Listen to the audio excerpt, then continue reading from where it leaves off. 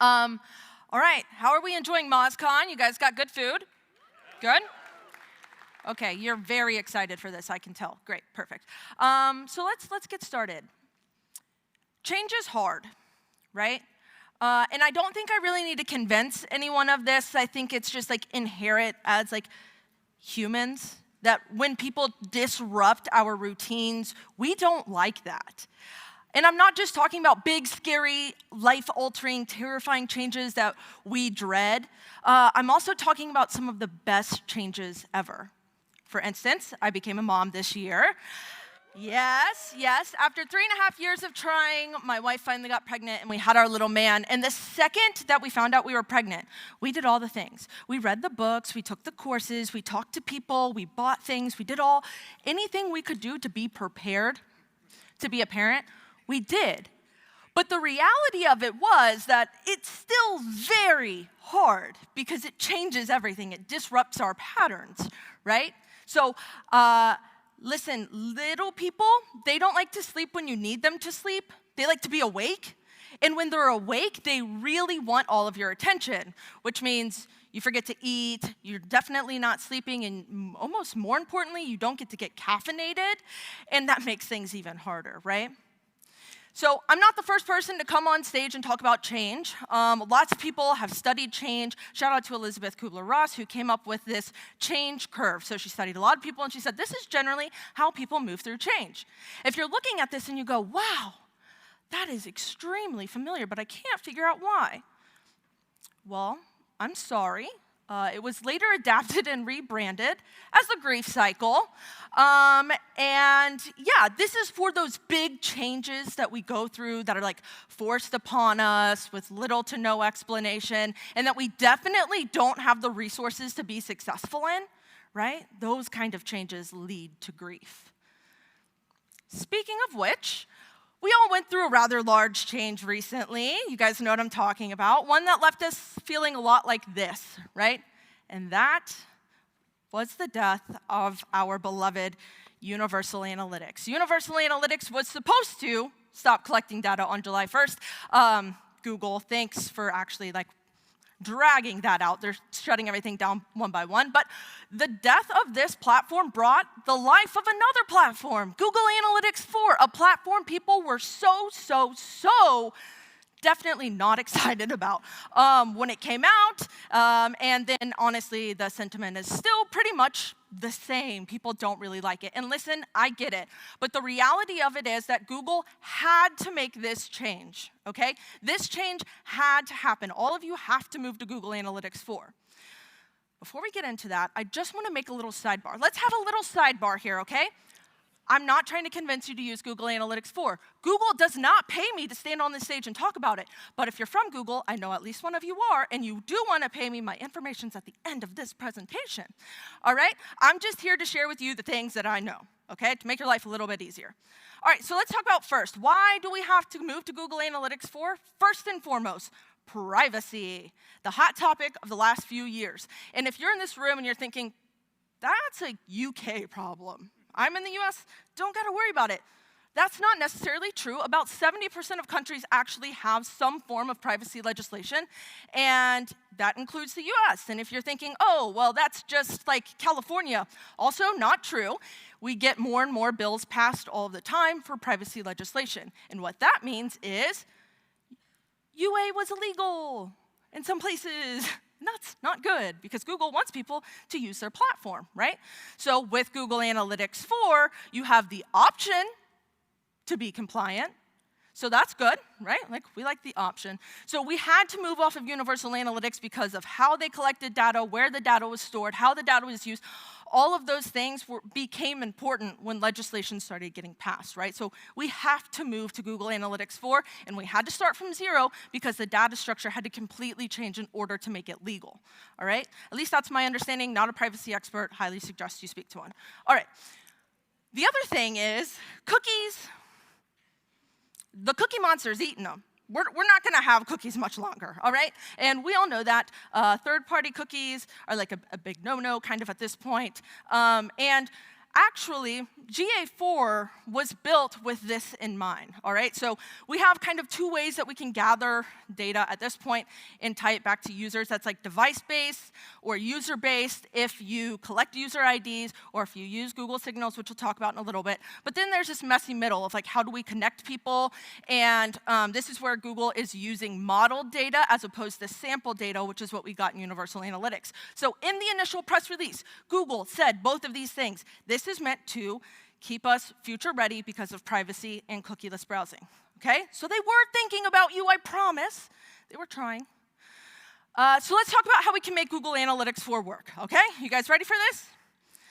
All right, so this is what I like to call the all the small things screen. You need to go through every single one of these things. It's a lot, I understand, but they're all important. And there's a lot of little hidden buttons like see more or like advanced settings.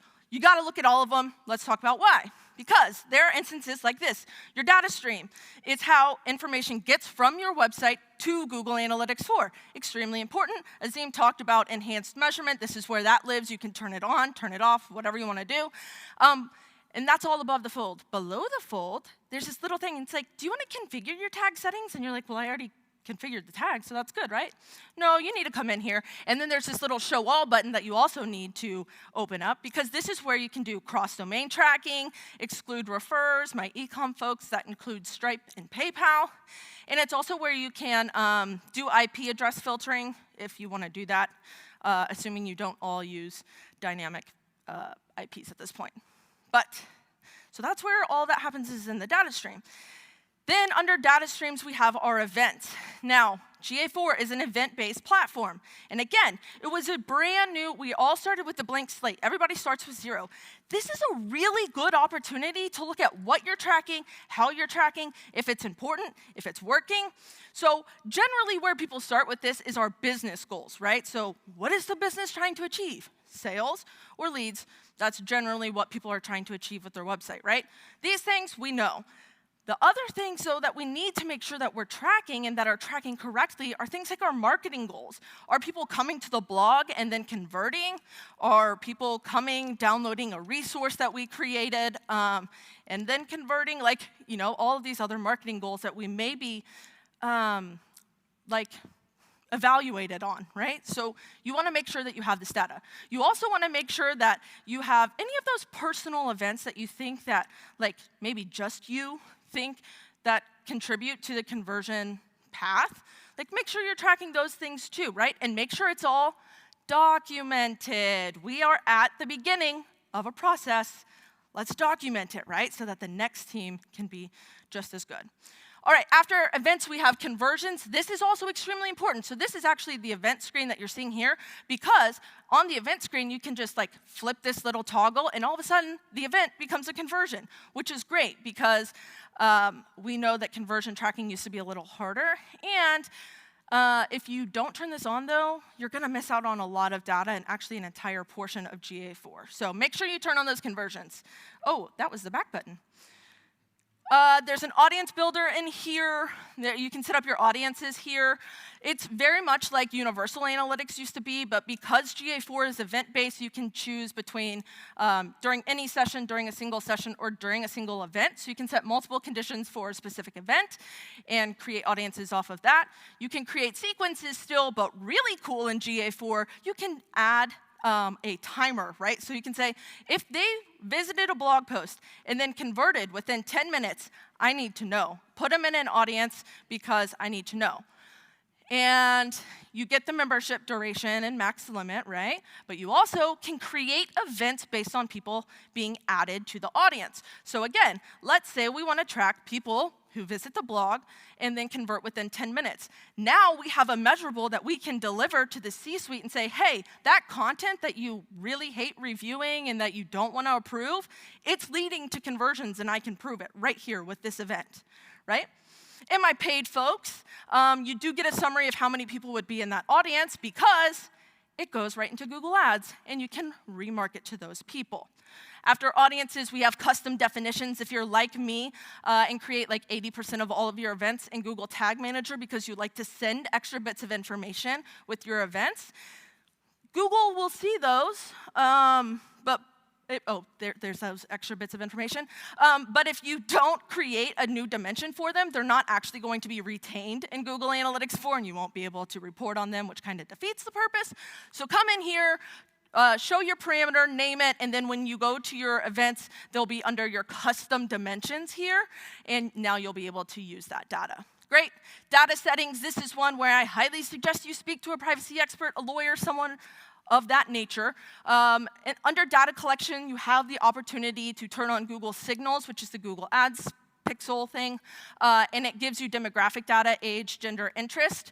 A lot of people really like that, but it implies that you have complied with a whole bunch of regulations. So again, make sure you get that double checked before you turn it on. It also leads to a lot of thresholding in your data, which means a lot of your data is going to be withheld. So if you don't necessarily need it, I wouldn't suggest turning it on, but if you need it, this is where it is. And then data retention. By default, Google retains data connecting your events to your users for 2 months, 60 days, not even a quarter, just 2 months. So if you would like to have that data for a little bit longer, you can come in here and change it to 14 months. But again, it implies that you have some sort of compliance going on. So speak to a privacy expert. I'm not that person. All right, and then the last little section in here is all the product links, which we've get a ton more of those now with GA4. Do that. It's a good idea.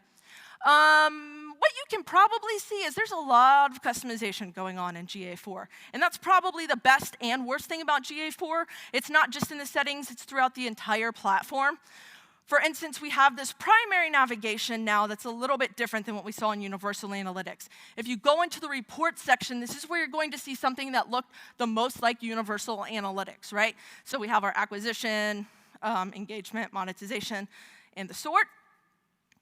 But at the bottom, there's something called the library. This library is extremely important.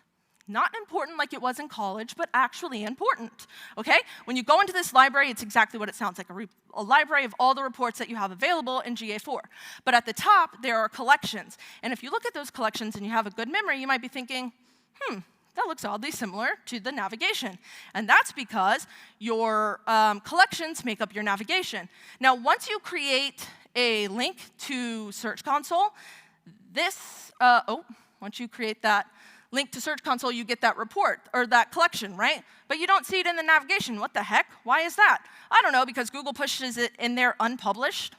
If you want to see that data, you have to go into the library, find the Search Console, collection, hit the 3 dots. Oh, it's unpublished. Hit the 3 dots, click Publish, and now you have it in your navigation. You can see all your Search Console data right there in GA4. Paid folks, you're not alone. They did create a report for you. They hit it. We're playing hide and seek. It's in the acquisition overview. If you scroll all the way to the bottom, there's this little card, and the card says, Sessions by Session Google Ad Campaign.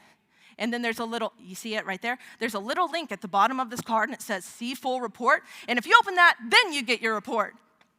But that's really the only way you can get to it out of the box, unless there's this little magical pencil in the top right corner of the report and on the top right corner of most of the reports. And if you open that, it opens up a customizer. And you can customize just about anything about the report, including the metrics. You can add up to 15 different metrics. They have tons that you can choose from. You can add up to 15. And there are some really cool new ones that we can add for our Google Ads, things like first-time purchasers, quantity, refunds, add to carts, tons and tons of new metrics that, again, we can take back to the execs and say, hey, we did it. Congrats, we got new first-time purchasers with our ads. Awesome. So you make those changes to the report, or don't make any changes to the report for the sake of this section. It doesn't really matter. And save it. Save it as a new report and name it something like Google Ads, right? Then we're going to go back to that library, the ever-important library.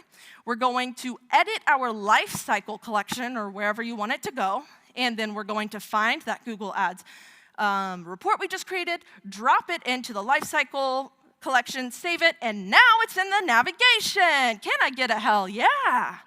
Hell yeah. All right, SEOs, don't be jealous. You can create your own too. Don't worry, let's talk about it. So on any of the reports that you go to, this is a really hot topic right now. This is something that's kind of difficult in GA4 for some reason. We can actually filter these reports. It's right under the name of the report.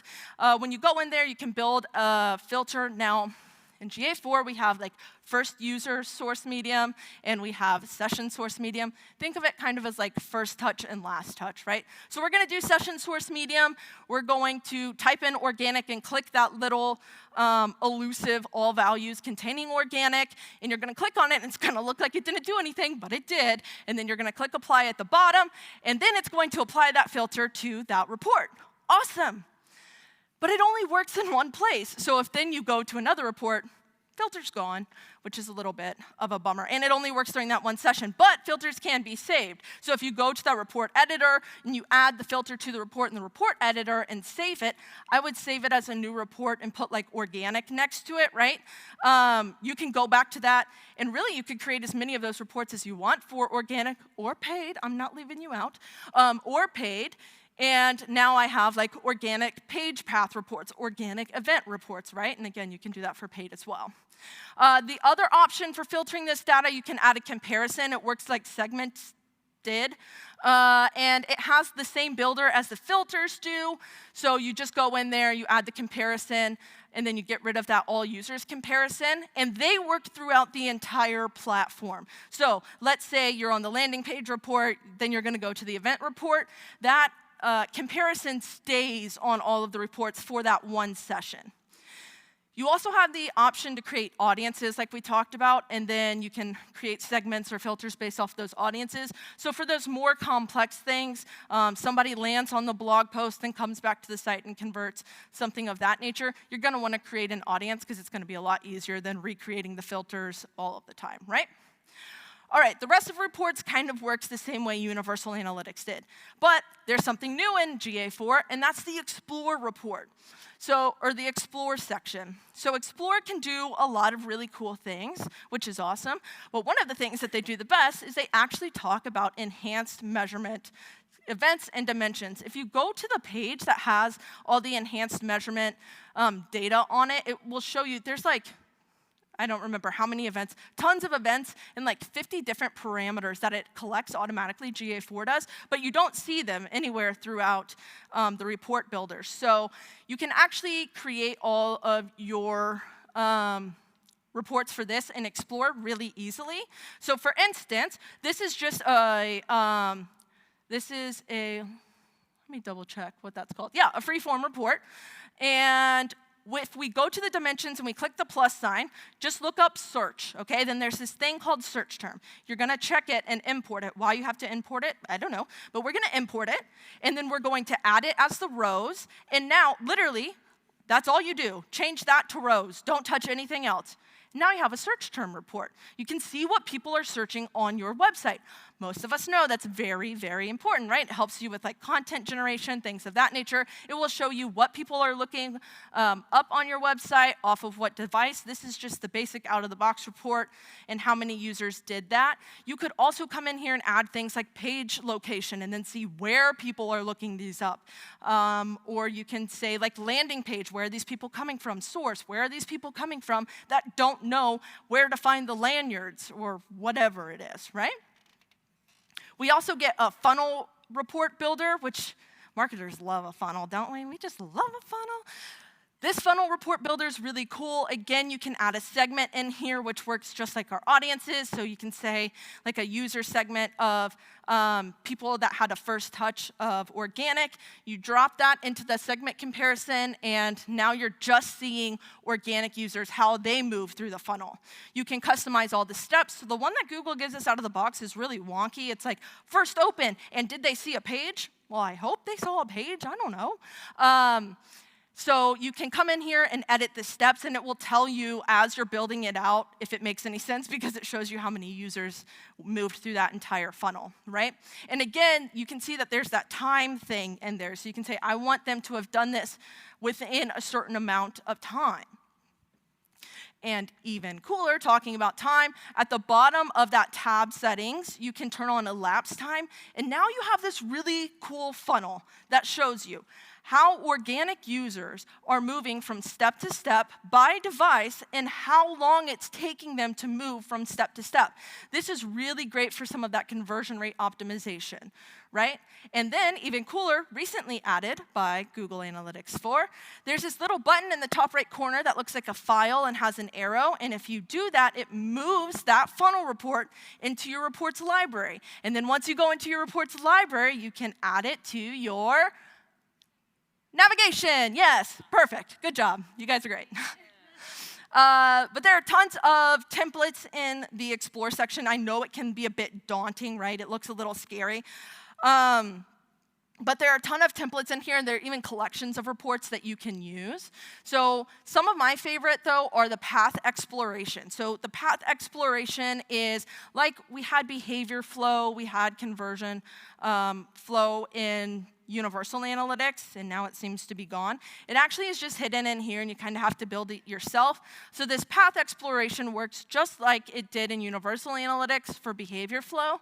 But the cool thing about this is you can go in and pick either a starting point or an ending point, so you can work forwards or backwards, right? We can say, well, if people got to the cart, what were the other pages that they're looking at? I will say, as a side note, something that we have found really difficult right now is that it's really hard to evaluate which pages people are looking at before they convert. But this is a good way to kind of get at least a general idea of how people are moving through that process. And then the other thing in here that a lot of people like to look at is the user explorer. That was something that we had in UA that seems to be kind of hidden. In GA4, this is where it lives. So you can see how specific users come to the website, interact with the website, how many times they're coming, what pages they're looking at, etc. And you can filter those users too by like people that have converted, what have you. Now there's one last section in GA4, SEOs. Don't go to sleep here. It's called advertising. I get it, it's called advertising. But it's important, really important. Don't know why they called it advertising. They really should have called it attribution. And that's because when you jump in here, you see these reports. You see your advertising snapshot, which does, in its defense, show you ad cost per conversion, things of that nature.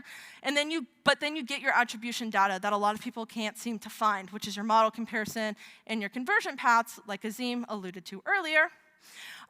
So this is what you're going to see in there. Again, that all channels for performance, you see cost, cost per conversion, total revenue, and return on ad spend, which is helpful for our Google Ads folks. But then you have that model comparison. So GA4 out of the box is using a data-driven cross-channel attribution. Basically, it means they made something up, and they've decided that they're going to attribute certain percentages of the conversions to each of your channels, right, that touched that conversion.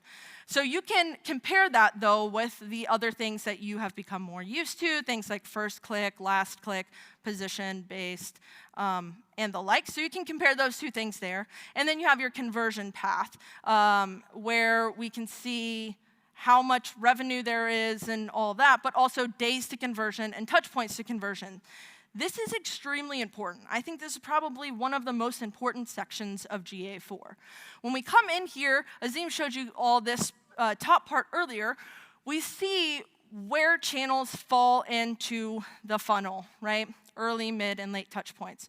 You can also change that, so it's by default channel group. You can change that to source or medium or campaign. You can't use source medium yet. I don't really know why, but so this is what you have to work with, is either default channel group, source, medium, or campaign. And then you can see which touch points they're most common in. And then the bottom one, though, that's the one that I like to use the most, shows you the most popular conversion paths, right? So people come through organic a couple of times, and then they come through directly and they convert, or they come through PPC and then they convert, whatever that may be, right? I get it. All of my favorite punk songs will tell you, change is hard, and we don't like it. But here's the thing. We're all going through this change together. Everyone in this room has to move to Google Analytics 4. So though the change, a lot of times, change can feel very isolating, we're all in this together. You have tons of people, everybody in this room, to lean on, right, and get through this change of moving into Google Analytics 4. And when we do the work, we let it be messy. We know that there are just going to be some things that we don't know and that just aren't going to work the way that we need them to work. When we work through all of that and we work through it together, it's almost always worth it, all right? The change is almost always worth it. Thank you so much for hanging out with me. This has been a dream. Thanks, MozCon.